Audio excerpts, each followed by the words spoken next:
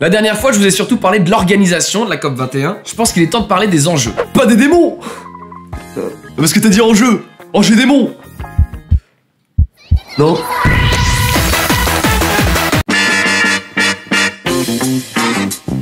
La barbe. Alors on vous l'a assez répété, hein, le but de la COP21 c'est de faire en sorte que la température n'augmente pas de plus de 2 degrés. Parce que c'est vrai que si t'augmentes la clim de 2 degrés chez toi, tu vois pas trop la différence. Mais au niveau mondial, ah ça va être un sacré bordel. Élévation du niveau de la mer, augmentation du nombre de catastrophes naturelles, plus de sécurité alimentaire. Le processus serait irréversible et conduirait à une élévation des océans de 7 mètres.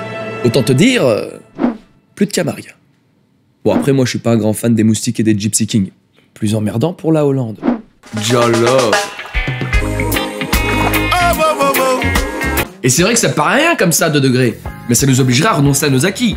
Parce que si on veut rester sous le seuil, on doit laisser dans le sol 70% des énergies fossiles restantes. Du coup, le changement climatique remet complètement en question notre économie, basée sur l'exploitation illimitée des ressources naturelles. Jusqu'à présent, l'Occident a confondu la planète avec un flunch buffet à volonté. Alors on s'est gavé comme des porcs, seulement on était chez Bocuse, et maintenant va falloir passer à la caisse. Et l'addition est salée les copains, apparemment c'est entrée plat dessert pour tout le monde, et il y en a qui se sont lâchés sur l'apéro. En 2013, les subventions publiques allouées aux combustibles fossiles étaient de 480 milliards d'euros, soit 24 fois plus que pour les énergies renouvelables. Alors la question que je me pose, c'est qu'est-ce qu'on attend pour investir dans les énergies renouvelables? Bon, on a plus de pétrole, mais bonne nouvelle. Avec cette canicule, on va se faire du fric. Vous m'installez un champ de panneaux solaires. Mais on peut pas, on a plus de pétrole. Et alors? Bah, il faut du pétrole pour faire des panneaux solaires. Oh merde! Oh la boulette! Et comme ils sont super malins à la COP, ils ont trouvé une super solution, le crédit carbone. Ils ont décidé de donner à chaque pays un nombre de crédits carbone, qui équivaut à des tonnes de CO2 émis. Bon, et si un pays dépasse son nombre de crédits, il peut en racheter à un autre pays qui fixe son prix. Mais c'est un truc de malade. Il y a même une bourse, t'y crois ça? Il y a des mecs qui spéculent au KLM sur l'avenir de la planète. Je viens de faire un petit placement carbone à bon prix. Dans 20 ans, avec l'inflation, je revends tout aux Américains et je me fais des couilles en or. Et j'évite une guerre au Moyen-Orient. On les connaît les ricains. Et évidemment, les pays qui peuvent vendre des crédits, ce sont les pays pauvres. Les mêmes qui ont déjà subi les effets du réchauffement climatique sans avoir connu les bénéfices du développement. Mais une fois de plus, on s'en branle, ce sont les plus pauvres qui payent. Nous, on s'en rend pas compte.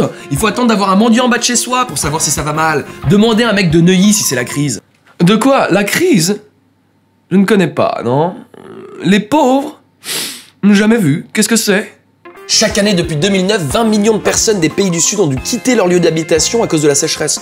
Il y avait des gens qui gueulaient pour 3 millions de Syriens, j'attends de voir la gueule qu'ils feront quand 60 millions de réfugiés climatiques se trouveront à nos portes. Elle va être contente, Nadine Morano, quand elle va voir des Touaregs sur leur chameau débarquer place de la Concorde. Alors évidemment, il y a toujours des mecs pour pas y croire, hein, ça s'appelle des climato-sceptiques, que moi j'appelle des climato-connards. Alors c'est des scientifiques, on sait pas trop où ils ont eu leur diplôme, mais ils nient complètement ce qui est en train de se passer. Mais non, mais c'est rien ça.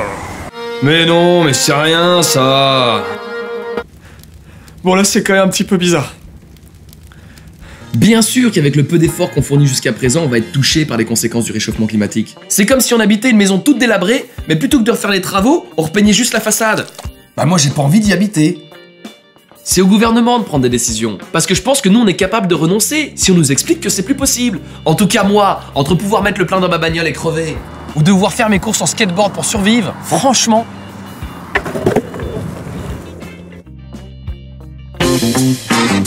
Oh, la barbe! De quoi le spectacle? Jamais vu. M'abonner? Si c'est gratuit, pourquoi pas?